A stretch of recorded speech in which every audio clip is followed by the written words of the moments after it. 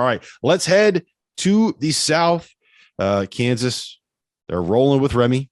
They got to the Sweet 16 where they're going to take on a Providence team that matches up really well with them. We're going to get to that in a second, but I want to talk first about Iowa State, an 11 seed. It was picked 10th in the Big 12 preseason poll, is in the Sweet 16. And Miami, T.O., take your victory lap, sir. The floor is yours. Guards can go. Guards win in the tournament. And whenever you have guards that are tough shot makers, you can win. Isaiah Wong's a tough shot maker. Cam McGusty was a first-team all-league performer in the ACC, tough shot maker. Charlie Moore gets out of passing lanes, gets a lot of steals, shot maker. Sam Wardenberg can pull out the bigs for whoever they're playing. A capable shot maker. Doesn't shoot a lot, but he's capable enough. Does he back out? A question: does he pull out the bigs, or does he pull out his Torvik? Pulls out his bigs, leaves his Torvik to his coaches. That sounded weird too. That sounded really weird. Really weird. That was weird. Weird. Because you just made me think of Miami's coaching staff. So please. No, he pulls out opposing bigs. Doesn't shoot a lot, but he's a good passer. He's serviceable. Whenever he protects a rim like he is, Miami's really, really good. And here's the thing about Miami. They play a team like Iowa State that's scouted to the brim. They're going to take away a lot of what you do. Miami has guys that could just make it happen for you. And in the NCAA tournament where everything's scouted, everybody knows what everybody's running, individual playmakers can help it happen. Isaiah Wong, I think he ended up going 8 for 10 or something like that, or 8 for 19. 7 of what those were like really tough shots. And the fact that they have guys that can make those tough shots, it's a little bit like UCLA. Jaime Jaquez makes tough shots. Johnny Juzang makes tough shots. Miami has 2 guys that can make tough shots, and they go up against an Iowa State team who can defend in principle. Brockington, he can't guard all of them. He can only guard one of them. So it's going to be interesting to see how Iowa State matches up with all those different players. I got to hand it to Jim Larrañaga because you called that too. Yes. We talked about what could be a March story that reclaims itself, and Jim Larrañaga will get a lot of story time this week when he meets with the media on Thursday in Chicago, because he's led George Mason. He led one of the more improbable NCAA tournament runs ever. Here's where I'm going to give it to Jim Larrañaga, though, guys. I covered Charlie Moore closely at his previous stop of DePaul, and I got to tell you guys, he was sometimes the other team's best player. In fact, more times than not, he was the other team's best player. Charlie is a great kid, but he never was able to make it really translate on a consistent basis for the good of his team. And whatever Larrañaga and his staff have done, it's allowed for Moore to play a little bit more under control while also showing his flashiness that he can play with. He's a terrific passer of the basketball, went on. And 15 points, 8 assists, 7 rebounds in this win over Auburn. So impressive. You get 7 rebounds against Auburn and you're at his height. Wow. But small can win. That's what Miami is proving, is that it still pays to go back to the drawing board of, we know we got veteran guards. We don't have a 7-footer. It's not who we're going to be. But if we can get our guys to coexist, and that's what they're getting right now with Cameron McGusty and Isaiah Wong. Wong plays like the town he's from. He is from Piscataway, New Jersey, baby. He is Jersey strong. Isn't this a common theme, Robert, that we're seeing all these Jersey guys step up in the NCAA tournament? Wong is another one. Great story for Miami.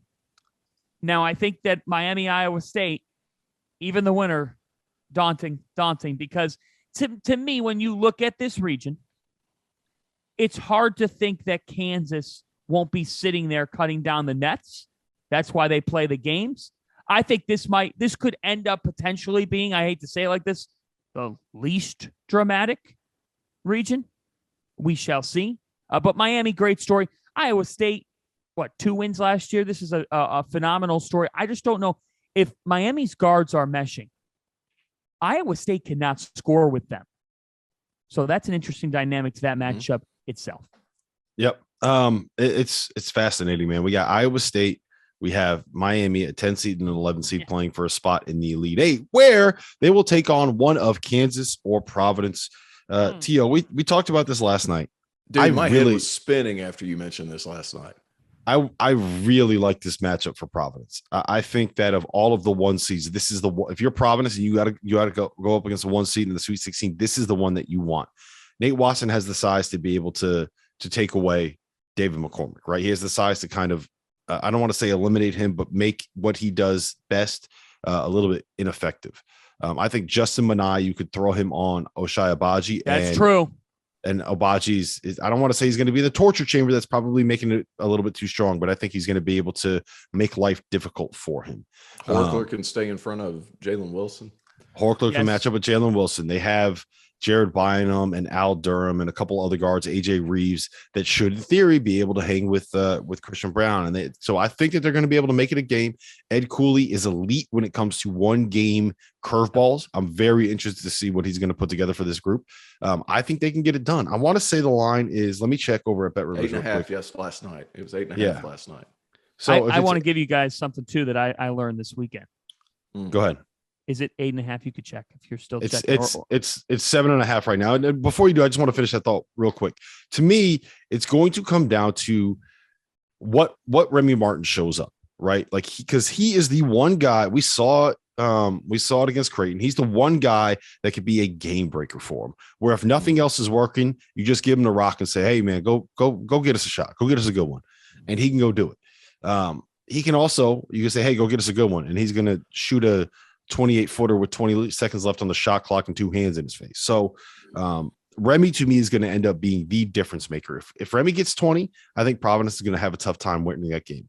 If good Remy doesn't show up, I said it last night. I think Providence is going to be in the Final Four.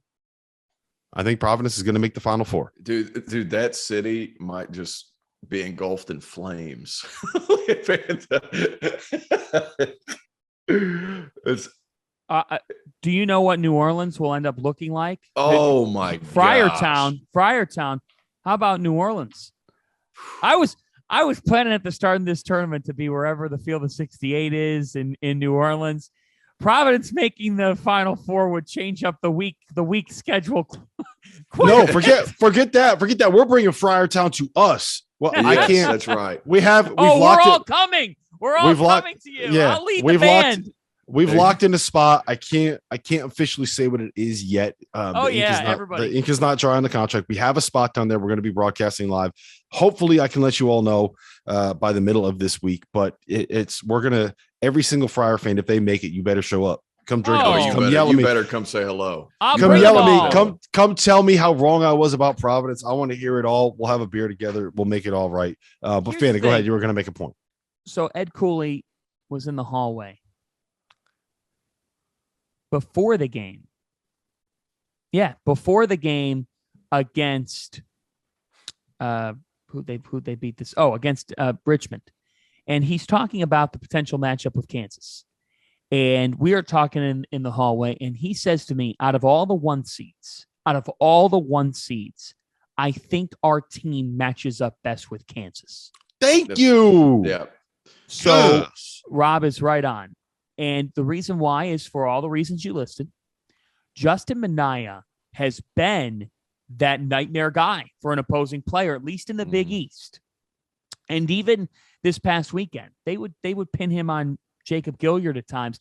And Jacob Gilliard played one of the worst games of his Richmond career. He was scoreless in the first half of that game. The biggest thing about Providence, Kansas is this. Who's getting easier looks? Who is getting easier looks? Because Creighton did a very nice job in 4-minute stretches at times in this game of making Kansas's looks come more difficult. You know why? They stuck Kansas in the half court. And what matters more than anything in half court offense? Point guard play. And that's an area where Kansas at times is lacking this year. It's an area where they can get exposed a little bit. Providence has the matchups to defend Kansas. Now can they get the tempo to their liking? Providence is also a really intriguing prep. Bill Self will prepare his team defensively this week for the flex offense, which is so weird because you know what's coming. You know what they're going to run. They run 1 million back cuts for a perimeter shooter, or they run a bunch of people from the elbow within to just clog until someone either leaks out or Nate Watson becomes available. One thing I'm looking forward to watching, Kansas will not double Nate Watson. They'll play McCormick on him. They don't need to. A lot of teams, I know they don't. Everybody else has. Like all these other teams are doubling Nate Watson religiously. And Nate Watson's been a non-scoring factor for Providence as of late because he's getting doubled. They didn't, but they're a little bit different. They're all together. Yeah, when you have a big guy, when you have a big guy inside, you don't really need to double team him. Well, that's what I'm saying. But what I'm saying is you can stick to the people outside. Like Nate Watson's going to have to go for 25 then. Well, that's the thing. I don't know about that. So I think it's a good matchup for Providence.